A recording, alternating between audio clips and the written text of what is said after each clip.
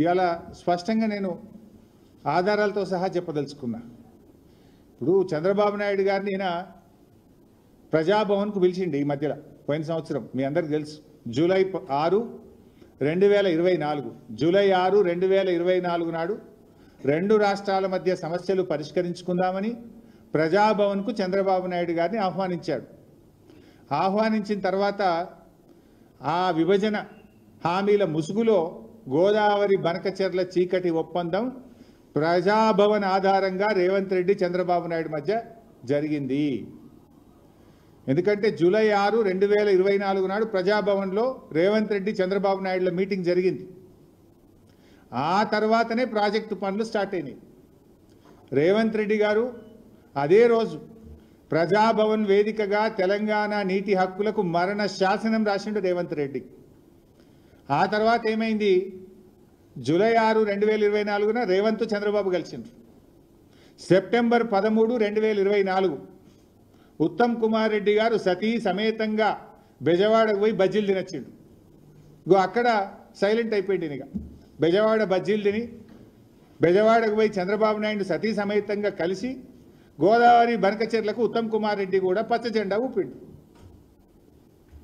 ఆనాడు రేవంత్ రెడ్డి ప్రజాభవన్ వేదికగా, బెజవాడ వేదికగా ఉత్తమ్ కుమార్ రెడ్డి ఈ ఇద్దరు కలిసి ఈ గోదావరి బనకచెర్లకు జెండా ఊపిండ్రు. జూలై 6, 2024 ఏమో రేవంత్ రెడ్డి, సెప్టెంబర్ 13, 2024 ఏమో ఉత్తమ్ కుమార్ రెడ్డి. కరెక్ట్గా మీరు డేట్లు చూస్తే దాని తర్వాత ఇదే క్రమంలో నవంబర్ 15, 2024 నాడు ఆంధ్రప్రదేశ్ ముఖ్యమంత్రి చంద్రబాబు నాయుడు గారు ఇది నిర్మలా సీతారామన్ గారికి లెటర్ రాసిండ్రు. మీరు కలవంగానే లైన్ చూడండి. ఫస్ట్ రేవంత్ కలిసిండు, సెకండ్ ఈయన పోయి రేవంత్ రెడ్డి గారు దూరంగానే ఉత్తమ్ కుమార్ రెడ్డి సతీ సమేతంగా వేయించిండు బెజవాడకు. ఈయన సెప్టెంబర్లో పోగానే నవంబర్ నెలలో మన చంద్రబాబు నాయుడు గారు నిర్మలా సీతారామన్కు గోదావరి బనకచెర్ల ప్రాజెక్టుకు డబ్బులు ఇవ్వండి అని చెప్పి రాశాడు. దీని తర్వాత మళ్ళీ డిసెంబర్ నెలలో 80,000 కోట్లు ఇవ్వండి మాకు అని చంద్రబాబు నాయుడు గారు డిసెంబర్లో నిర్మలా సీతారామన్ గారికి ఉత్తరం రాసిండ్రు. నవంబర్లోటి, డిసెంబర్లోటి. అయితే ఇంత కుట్ర జరిగినా కూడా రేవంత్ రెడ్డి మౌనంగా ఉన్నాడు. తెలంగాణ ప్రభుత్వం మాకు ఏం తెలియదు అన్నట్టు నటించిండు. ఉత్తమ్ కుమార్ రెడ్డి, రేవంత్ రెడ్డి ఇద్దరు నటించిండ్రు. నవంబర్లో direct open letter Chandrababu Naidu గారు కేంద్ర ప్రభుత్వానికి లేఖల మీద లేఖలు రాస్తుండు. డిపిఆర్ తయారైతుంది, లేఖలన్నీ బయటకు వచ్చినాయి. నవంబర్లో ఒక లెటర్ రాసిండు, డిసెంబర్లో ఒక లెటర్ రాసిండు, పోయి కేంద్ర జలవనరుల మంత్రిని కలిసిండు, పీపీటీ ప్రజెంటేషన్ అవుతుంది, డిపిఆర్ తయారైతుంది. కానీ ఇంత జరుగుతున్నా ఈయన గారు మౌనం వహిస్తాడు, నాకేం తెలియదు అన్నట్టున్నాడు. ఆనాడు బీఆర్ఎస్ పార్టీ అసలు దీన్ని బయటకు తెచ్చింది, పోరాడింది బీఆర్ఎస్ పార్టీ.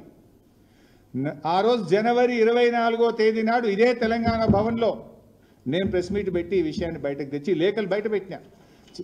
చంద్రబాబు గారు లెటర్లు రాస్తుండ్రు, ఒక దిక్కు వాళ్ళకు పర్మిషన్లు వస్తున్నాయి, డబ్బులు వస్తున్నాయి, ఏం నిద్రపోతుండ్రా, గడ్డి బీక్తుండ్రా అని జనవరి 24, 2025 నాడు నేను ప్రెస్ మీట్ పెట్టి ఈ భవన్ నుంచి విషయాలు బయట పెట్టినా. మేం బయట పెట్టినాక అప్పుడు బ్యాక్ డేట్లో ఈయన ఉత్తరాలు రాసుడు స్టార్ట్ చేశాడు. అది కూడా ఒకసారి నేను మీకు చూపిస్తా. అది పెట్టు బాబు ఒకసారి. అసలు మనం ఎప్పుడు లేఖ రాసిన పెట్టినావా? మీరు చూడండి ఎప్పుడు రాసిండ్రు. జనవరి 24, 2025 నాడు ఫస్ట్ నేను ప్రెస్ మీట్ పెట్టినా. నేను ప్రెస్ మీట్ మధ్యాహ్నం 4 గంటలకు పెట్టినా. 4 గంటలకు నేను ప్రెస్ మీట్ పెడితే రాత్రి 8 గంటలకు ఉత్తమ్ కుమార్ రెడ్డి దాని మీద ఉత్తరం రాసిండు. బ్యాక్ డేట్ వేసి రాసిండు. బ్యాక్ డేట్ వేసి ఉత్తరం ఎప్పుడు రిలీజ్ చేసిండు? 4 గంటలకు బీఆర్ఎస్ పార్టీ ప్రశ్నిస్తే రాత్రి 8 గంటలకు ఉత్తమ్ కుమార్ రెడ్డి ఢిల్లీకి ఉత్తరం రాసిండు, ఏలేలే బనకచెర్ల ఆపాలి అని. ఎప్పుడు బీఆర్ఎస్ ముళ్ళు గట్టబట్టి పొడిస్తే, బీఆర్ఎస్ ప్రశ్నిస్తే 4 గంటలకు నేను పెడితే 8 గంటలకు బ్యాక్ డేట్ వేసి ఉత్తరం రిలీజ్ చేసిండు. నువ్వు 3 రోజుల కింద ఉత్తరం రాస్తే 3 రోజుల కిందనే రిలీజ్ చేయాలి కదా. 4కి నేను ప్రెస్ పెడితే రాత్రి 8కి నువ్వు రిలీజ్ చేసిన వెంటనే దొరికిపోయినావు, అడ్డంగా దొరికిపోయినావు. ఇది మొదటిది. తర్వాత 27వ తారీఖు నాడు నేను కేంద్ర మంత్రి కిషన్ రెడ్డి గారికి ఉత్తరం రాసిన, మీకు బాధ్యత ఉంది అని. 5 మార్చి నాడు బనకచెర్ల మీద సిద్దిపేటలో ప్రెస్ మీట్ పెట్టినా. ఇది దుబాకలో మా ప్రభాకర్ రెడ్డి గారి దగ్గర పెట్టినా. తర్వాత 25 మే తెలంగాణ భవన్లో మళ్ళీ ప్రెస్ మీట్ పెట్టినా. 6 జూన్ ప్రెస్ మీట్ మాట్లాడిన దుబ్బాకలో. తర్వాత 14/6/2025 నేను పీపీటీ పెట్టిన. ఇక్కడ మళ్ళీ ట్విస్ట్ ఉన్నది. ఇదే మెయిన్ హాల్లో మీరందరూ మీ సాక్షిగా 14 జూన్ 2025 నాడు నేను ఇక్కడ పీపీటీ పెట్టినా. 4 గంటలకు నేను పీపీటీ పెడితే కరెక్ట్గా 5:30కు మళ్ళీ బ్యాక్ డేట్ సూత్రం రిలీజ్ చేసిండు. మీరే సాక్ష్యం. మీ ప్రెస్ రిలీజెస్ చూడండి. కాంగ్రెస్ పార్టీ రిలీజ్ చేసిన ప్రెస్ రిలీజ్ చూడండి. 4 గంటలకు గోదావరి బంకచెర్ల మీద నేను పీపీటీ పెట్టి ఈ ప్రభుత్వం యొక్క ఫెయిల్యూర్ను, ఈ ప్రభుత్వం యొక్క తప్పిదాలను నేను ఎత్తి చూపితే 5:30కు నిన్న డేట్ వేసి ఉత్తరం రాసి 5:30కు ప్రెస్కు రిలీజ్ చేస్తాడు. ఇది అంటే మీ మీ మీ నిజాయితీ ఏందో, మీ సిన్సియారిటీ ఏందో ఇంత స్పష్టంగా దొరికిపోయింది. మీరు అసలు గోదావరి బంకచెర్ల మీద పోరాడింది బీఆర్ఎస్. మొద్దు నిద్రపోతున్నట్టు నటిస్తున్న కాంగ్రెస్ను ముళ్ళుగట్టెతో పొడిచి నిద్ర లేపింది బీఆర్ఎస్. ఇవాళ టీఓఆర్ ఆగిందంటే కూడా ఆ తాత్కాలికమే, బట్ అది జరిగిందంటే కూడా అది బీఆర్ఎస్ పోరాట ఫలితం. అయితే రేవంత్ రెడ్డి దొరికిపోయి ఏం చేస్తాడంటే ఏదో బురద జల్లాలనే ఒక పిచ్చి ప్రయత్నం. ఏదో బీఆర్ఎస్ఏ చేసింది, బీఆర్ఎస్ హయాంలో కేసీఆర్ గారే చేసిండ్రు అని ఒక చిల్లర ప్రయత్నం. నేను అడుగుతున్నా, ఆనాడు అపెక్స్ కౌన్సిల్ మీటింగ్లో ఎక్కడన్నా బనకచెర్ల అనే ప్రస్తావన ఉందా? అందులో బనకచెర్ల అనే ముచ్చట ఉన్నదా మిస్టర్ రేవంత్ రెడ్డి? ఇప్పుడు అది కూడా నేను చదివి మళ్ళీ వినిపిస్తా. రేవంత్ రెడ్డి గారు చెప్పింది ఇది అపెక్స్ కమిటీ మీటింగ్. నేను మీడియాకు కూడా ఫుల్ 12 పేజీల లెటర్ కూడా రిలీజ్ చేస్తా, మీరు కూడా చూడండి. అపెక్స్ కౌన్సిల్ మినిట్స్ ఎవరెవరు ఏం మాట్లాడినరు డీటెయిల్డ్గా ఉంది. I will give it to you. అలా ఎక్కడ బనకచెర్ల ముచ్చట కూడా లేదు. I will read out. Second paragraph చూడండి. For the existing, ongoing and proposed projects in both the states of Krishna River, more than 1000 TMC of water is required. On the other hand, more than 3000 TMC is going waste into sea every year in Godavari River. Hence, he emphasized that as water is available, it has to be decided how best it can be utilized properly.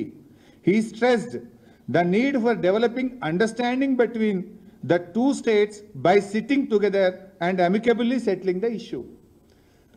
సముద్రంలో 3000 టీఎంసీలు కలుస్తున్నాయి. 2 రాష్ట్రాలకు నీళ్ళకి ఇబ్బంది ఉన్నది. 2 రాష్ట్రాలు కూర్చొని ఇద్దరికీ ఆమోదయోగ్యంగా ఎలా వాడుకోవాలో మాట్లాడుకోవాల్సిన అవసరం ఉంది అన్నాడు. ఇలా బనకచెర్ల ముచ్చట ఉందా? ఆంధ్రప్రదేశ్కు రాసిచ్చిన ముచ్చట ఉందా? ఎక్కడైనా ఆంధ్రప్రదేశ్కి ఇచ్చినామని రాసిండ్రా? నువ్వు తీసుకపో అని ముచ్చట ఉందా? ఇలా బనకచెర్ల ముచ్చట ఉందా? ఎందుకు చిల్లర మాట్లాడుతావు మిస్టర్ రేవంత్ రెడ్డి? నువ్వు 18 నెలలైంది ముఖ్యమంత్రి. 18 నెలలైంది ముఖ్యమంత్రి అయినాక కూడా నీ తీరు మారదా? కనీసం ముఖ్యమంత్రిగా బిహేవ్ చేయలేవా నువ్వు? ఇంకా నువ్వు ముఖ్యమంత్రి అనుకుంటున్నట్టు అనిపిస్తలేదు నాకు. అదే ప్రతిపక్షంలో ఉన్నప్పుడు బురజల్లుడు, చిల్లర రాజకీయాలు మాట్లాడు, పక్కోని మీద దొక్కుడు, తోసుడు, ఇదేనా ఇక నువ్వు? ఇందులో ఎక్కడన్నా బనకచెర్ల ముచ్చట ఉందా? ఆంధ్రప్రదేశ్కు తీసుకుపోయే ముచ్చట ఉందా? ఆంధ్రప్రదేశ్కి ఇచ్చిన ముచ్చట ఉందా? 2 రాష్ట్రాలకు ఇబ్బంది ఉంది. ఇద్దరికి ఆమోదయోగ్యమైన విధంగా కూర్చొని మాట్లాడుకోవాల్సిన అవసరం ఉంది అన్నాడు. ఆమోదయోగ్యంగా ఆంధ్రప్రదేశ్ ముందుకు రాలేదు. ఒక్క అడుగు మా హయాంలో ముందుకు పడలేదు. అది బాబు అయినా, అది జగన్ అయినా, ఇద్దరు కూడా 2 ప్రభుత్వాలతో మాట్లాడే ప్రయత్నం చేసినాం. నదీ మార్గంగా సాగర్, శ్రీశైలం ఆధారంగా నీళ్లు పైకి తేవాలి అనేది మా ప్రతిపాదన ఉండే. చంద్రబాబు ముందుకు రాలేదు, జగన్ ముందుకు రాలేదు, ఒక్క అడుగు ముందుకు పడలేదు. ఇప్పుడే ఎందుకు పడుతున్నది? ఇప్పుడు ఎందుకు పడుతుందంటే నువ్వు గురుదక్షిణ చెల్లింపులో భాగంగా బాబు గారిని ప్రగతి భవన్కు పిలిచి చీకటి ఒప్పందం చేసుకున్నావు. దాంట్లో భాగంగా ఉత్తమ్ కుమార్ రెడ్డిని సతీ సమేతంగా బెజవాడకు తోలినాం. అందుకే ఇప్పుడు కదులుతుంది. అప్పుడు ఎందుకు కదలలేదు అని నేను అడుగుతాను. అది చూడండి, సతీ సమేతంగా బెజవాడలో కలిసి వచ్చిండు. రేవంత్ రెడ్డి గారు దోలిచ్చిండి అని ఒప్పుకొని వచ్చిండి పోయి. ఇది ప్రగతి భవన్ మీటింగ్. దెన్ ఇదే ఎజెండాలో